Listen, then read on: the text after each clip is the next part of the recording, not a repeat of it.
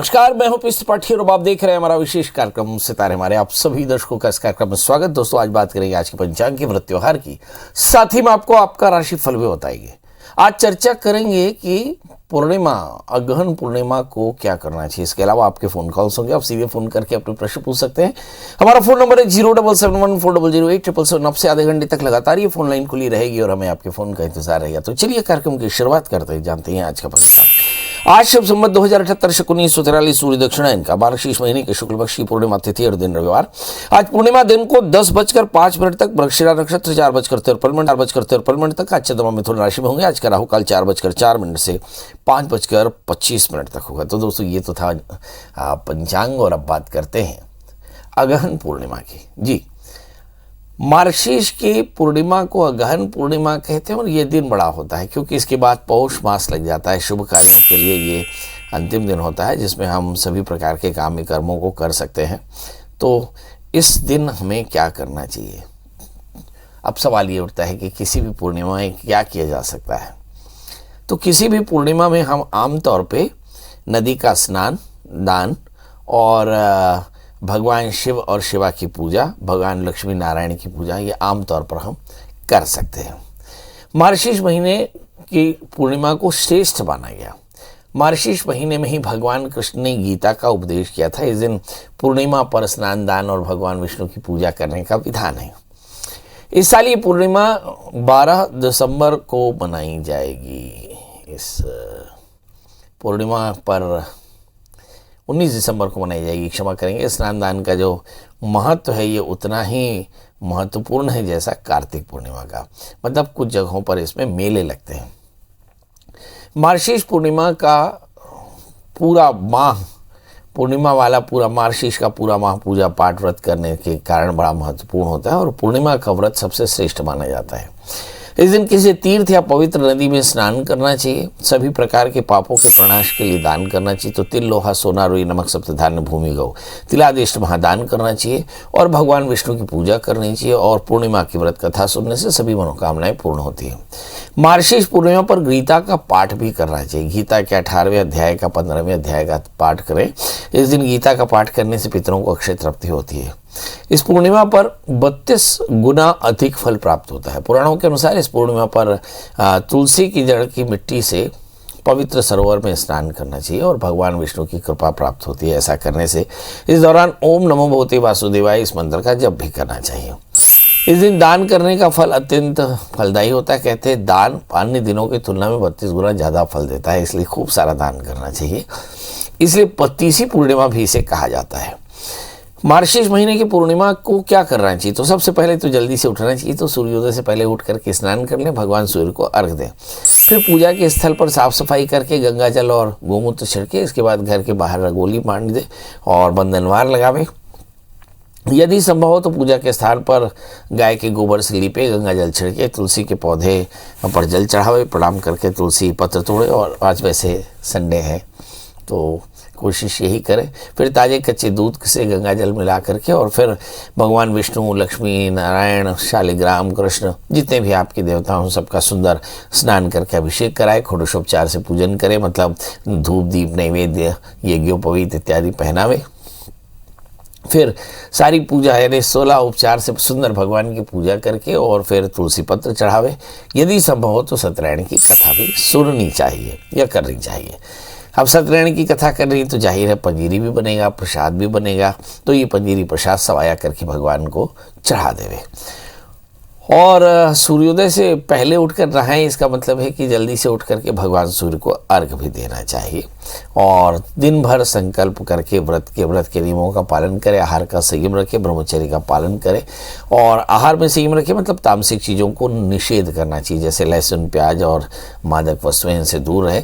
दिन में सोए नहीं, झूठ बोले नहीं। मार्गशीर्ष पूर्णिमा पर भगवान सत्यनारायण की पूजा कथा बड़ी फलदायी होती है। पूजा में आमतौर पर जैसे पंजीरी लगाते हैं, इसे आप चूरमा कहते हैं। श्रद्धा के अनुसार गरीबों को, ब्राह्मणों को भोजन भी कराना चाहिए, दान करना चाहिए। ऐसा करने से सभी प्रकार के कष्टों की निवृत्ति होती है। और मैंने कहा कि ये 32वीं पूर्णिमा है, इसलिए 32 गुना फल प्राप्त होता है। मतलब कुल मिलाकर समझ में आ गया कि मार्गशीर्ष महीने के शुक्ल पक्षी पूर्णिमा 19 दिसंबर 2021 को मनाई जा रही है, मतलब आज मनाई जा रही है। और आज का दिन बड़ा खास है। इस समय नदी का स्नान, यदि आपने नदी बचा रखी हो तो नदी का स्नान कर लीजिए। नदी स्लैग बची हो कि आप स्नान कर सके तो ज़रूर बचाइए। हमारी छत्तीसगढ़ में तो सभी नदियाँ बहुत बढ़िया हैं, तो घाट पर बैठकर बढ़िया स्नान कर सकते हैं। नदी ना हो तो तालाब में स्नान करें, तालाब ना हो तो पोखर में स्नान करें, पर बढ़िया स्नान करके बस ये देखें कि पवित्र जल हो और सुंदर स्नान करके और फिर व्रत के नियमों का पालन करें, शिव शिवा की पूजा करें, लक्ष्मी नारायण की पूजा करें तो कल्याण होगा। चलिए, तो अब आपको पूर्णिमा के बाद अब प्रश्नों का सिलसिला शुरू हो चुका है। हमारे साथ कॉलर जुड़ चुके हैं। हमारे साथ पहले कॉलर हैं अनिल जी। अनिल जी, आपका बहुत बहुत स्वागत है। टीवी की आवाज बंद कर दें प्रभु। ठीक है सर जी मेरा नाम अनिल कुमार है। मेरी डेट ऑफ बर्थ 26/8/1975 है। 26/8/1976। 75 अच्छा 75। समय? हाँ जी, समय 2:33 दोपहर। 2:35? हाँ जी, दोपहर जी। जन्म समय? जन्म समय का जन्म स्थान? जन्म स्थान फरीदाबाद। फरीदाबाद? हाँ जी। जी बताइए, क्या जानना चाहते हैं? तो मेरे ऊपर थोड़ा कर्ज है, मैं जानना चाहता हूँ ये कर्ज कब तक उतर जाएगा। करते क्या है प्रभु? ये मेडिकल लाइन में हूँ, मेडिकल स्टोर है, फार्मासिस्ट हूँ। फार्मासिस्ट हैं और कर्ज हो रखा है। कर्ज कब तक उतरेगा? चलिए ये देखते हैं। आपका जन्मलग्न धनु राशि, आपकी मीन है। वर्ष 2022 के बाद 2023 अप्रैल के पहले आपका कर्ज दूर हो जाएगा। करना क्या चाहिए? मंगल का व्रत करें, ऋण मोचन मंगल सूत्र का पाठ करें और मंगल यंत्र की पूजा करें। भगवान के 21 विग्रहों की कृपा से आपके घर में सब प्रकार की समृद्धि होगी। एक 4 कैरेट का माणिक, 4 कैरेट का टोपास धारण करें। जी विवेक जी, आपका बहुत बहुत स्वागत। बताइए क्या जानना चाहते हैं? विवेक जी, मेरी आवाज मिल रही हो तो जल्दी से बताएं। डेट ऑफ बर्थ, टाइम और प्लेस। हेलो। हाँ बताएं विवेक जी। हेलो। हाँ, डेट ऑफ बर्थ बताएं, जन्म समय, जन्म स्थान। सर 10वें महीने का 1974 में है। जी 10वें महीने में 1974। 72? 72? नहीं, 76। 76? 76। और जन्म तारीख? तारीख का मालूम नहीं है साहब। बहुत सुंदर। कहाँ से बोल रहे हैं आप? मध्य प्रदेश। मध्य प्रदेश में कहाँ? मध्य प्रदेश तो बहुत छोटा सा है। पिपरी। जी पिपरी, शिवपुरी। जी बताइए क्या जानना चाहते हैं? तो कन्या राशि है मेरी राशि में। हाँ हाँ, आप बताइए जानना क्या है? कैसा क्या चलेगा, क्या सब?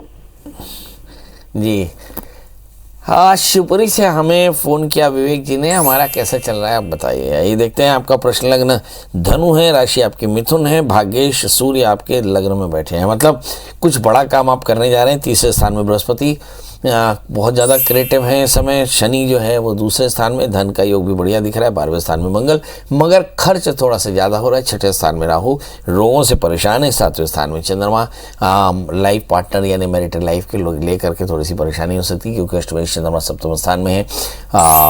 लाइफ पार्टनर की सेहत का एकदम ध्यान रखना होगा। करना क्या चाहिए? तो आपको चाहिए कि आप अपने घर में भगवान शिव का अभिषेक करा लें, रुद्राभिषेक करा लें और थोड़े से चने और गुड़ का दान कर दें, तो आप देखेंगे सब कुछ ठीक होगा। लगे तो आप एक 4 कैरेट का अच्छा सा माणिक, 4 कैरेट का टोपास पहने। जी हमारे साथ अगली कॉलर है खिलेश्वरी। खिलेश्वरी जी आपका, दिलेश्वरी जी आपका बहुत बहुत स्वागत। बताइए क्या जानना चाहते हैं? प्रणाम पंडित जी। प्रणाम। टीवी की आवाज बंद कर दीजिएगा। डेट ऑफ बर्थ, टाइम और प्लेस बता दें। जी पंडित जी, मैं अपनी बेटी के बारे में जानना चाहती हूँ। बेटी की डेट ऑफ बर्थ बता दें। 23 जनवरी 2003। 2003 ना? 3। हाँ 3। अच्छा, और जन्म समय? जन्म समय रात्रि को 9:55। और जन्म स्थान? बिलाईगढ़ भटगांव। जी बताइए क्या जानना चाहती हैं? जी मैं पंडित जी, मेरी बेटी दरअसल पढ़ाई वगैरह में थोड़ी सी कमजोर है। बेटी है? बेटी? हाँ बेटी है। हाँ पढ़ाई में थोड़ी सी कमजोर है, फिर भी 12वीं पास है। हाँ। सब्जेक्ट क्या लिया था? हाँ, सब्जेक्ट क्या लिया था? सब्जेक्ट तो वो ओपन दिलाई है पंडित जी। हाँ हाँ ओपन में।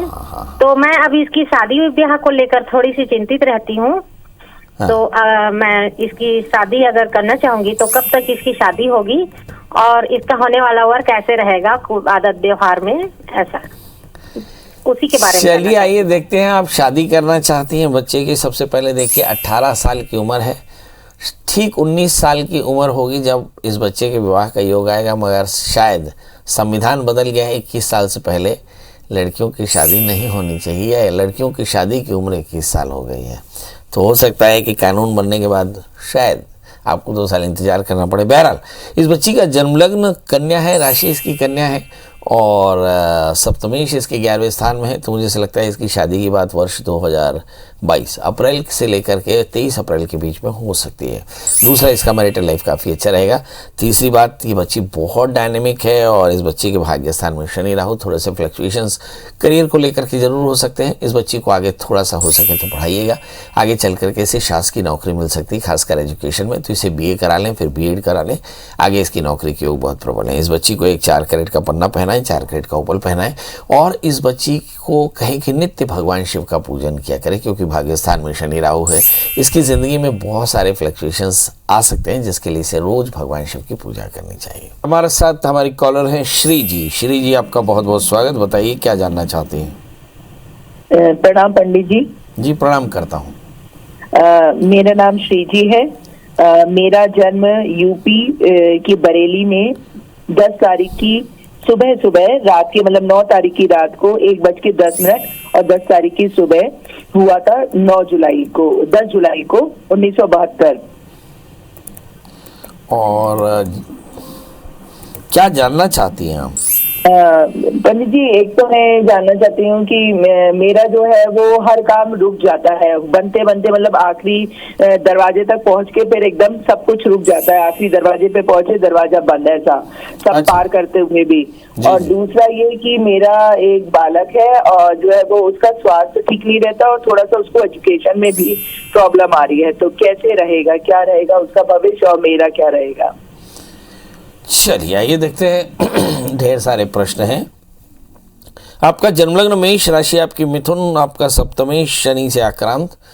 जिंदगी में काफ़ी संघर्ष, भाग्य स्थान में बृहस्पति, मगर फिर भी आपने बहुत मेहनत की। दशम स्थान में राहु और चौथे स्थान में मंगल। सामाजिक प्रतिष्ठा ठीक ठाक। के समय जो दशाएं चल रही हैं, पंचमेश जो है, पंचमेश सूर्य शनि बृहस्पति से युद्ध है। तो मुझे ऐसा लगता है कि आपके बच्चे को कोई बहुत बड़ी विपत्ति है, ऐसा मुझे दिखाई नहीं पड़ता। इस समय जो दशाएं चल रही है पर उस पर नजर डाल दें। बुध की महादशा में बुध का ही अंतर अप्रैल 2022 तक, इसके बाद केतु की अंतर दशा चलेगी, मतलब चीज़ें बदलेंगी। इसके बाद शुक्र की दशा चलेगी, शायद उसके बाद में चीज़ें बेहतर होने के लिए आप प्रयास करेंगे, पर शायद थोड़ी सी ज़्यादा बिगड़ जाए। मतलब 2023 अप्रैल के बाद 3 वर्ष तक थोड़ा सावधान रहना चाहिए। बड़ा प्रश्न ये है कि आपका जो भाग्येश भाग्य स्थान में है, तो आपको करना क्या चाहिए। तो एक 4 कैरेट का अच्छा सा मूंगा, 4 कैरेट का इटालियन मूंगा, 4 कैरेट का टोपाज या पुखराज पहने, गुरुवार का व्रत करें, साथ में गुड़ चने का दान करें। और जहाँ तक सवाल आपकी ज़िंदगी में फ्लक्चुएशंस का है, तो मुझे लगता है अदत्त दानाच भवे दरिद्री दरिद्र भावात करोति पापम पाप प्रभावात नरकम प्रयंति पुनः दरिद्री पुनः पापी। दान करना एक बड़ा आसान सा समाधान हो सकता है। तो आप नियमित रूप से दान करना स्टार्ट करिए और बृहस्पति के मंत्र का जप करिए, गुरुओं की सेवा करिए। बहुत जल्दी आपकी सारी मनोकामनाएं पूर्ण हो जाएंगी। हमारे साथ कोमल जी हैं। कोमल जी, आपका बहुत बहुत स्वागत। बताइए क्या जानना चाहती हैं? लगता है कोमल जी से बात नहीं हो पा रही है। आज जैसे मैंने कहा कि आज अगन महीने की पूर्णमासी है और इसे 32वीं पूर्णिमा कहते हैं। तो मोटे तौर पर मान लेते हैं कि किसी भी पुण्य का 32 गुना फल प्राप्त होता है। बहरहाल पुण्य का यथावत फल भी प्राप्त हो या ना भी प्राप्त हो, तो भी हमें दान करना चाहिए, नदी का स्नान करना चाहिए और शिव शिवा की, लक्ष्मी नारायण की पूजा करनी चाहिए। साथ में ब्राह्मणों की सेवा, गरीबों की सेवा करनी चाहिए। ब्रह्मचर्य का पालन करके और इस दिन भगवान के नाम का संकीर्तन करना चाहिए, रात्रि जागरण करना चाहिए और अगले दिन इस व्रत का पारण करना चाहिए। इस समय पूर्णिमा के व्रत की कथा सुननी चाहिए। ऐसा करने से सारे कष्टों की निवृत्ति होती है। कहते हैं अगहन पूर्णिमा श्रेष्ठ पूर्णिमा में एक होती है। मतलब जिस तरह से हम कार्तिक पूर्णिमा का महत्व मानते हैं, वैसे ही अगहन पूर्णिमा का महत्व है। इस दिन की एक और खासियत यह है कि अब कल से पौष का महीना शुरू हो रहा है। मतलब हमारे यहाँ नित्य नैमित्तिक कार्य तो पौष के महीने में जारी रहेंगे, पर काम्य कर्म जैसे यज्ञोपवीत या गृह प्रवेश या विवाह, ये करीब करीब 1 महीना निषिद्ध हो जाएंगे। तो ऐसी स्थिति में पूरा का पूरा पौष मास में हमें क्या करना है, ये हम आने वाले दिनों में आपसे चर्चा करेंगे। आज आपसे विदा लेते हैं इस आशा के साथ कि आप खुश रहेंगे, मस्त रहेंगे और अपने आप को सुरक्षित रखेंगे। कल फिर मिलेंगे किसी नए विषय के साथ। तब तक मुझे दी इजाजत। नमस्कार।